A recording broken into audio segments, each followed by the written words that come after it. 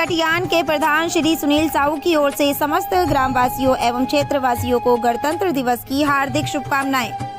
प्रधान श्री सुनील साहू ने अपने संदेश में कहा, गणतंत्र दिवस हमें संविधान की मर्यादा, लोकतंत्र की मजबूती और देश की एकता व अखंडता को बनाए रखने की प्रेरणा देता है।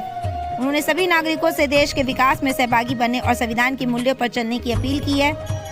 इसी शुभकामना संदेश के साथ आप सभी को एक बार फिर गणतंत्र दिवस की हार्दिक बधाई। जय हिंद, जय भारत, वंदे मातरम।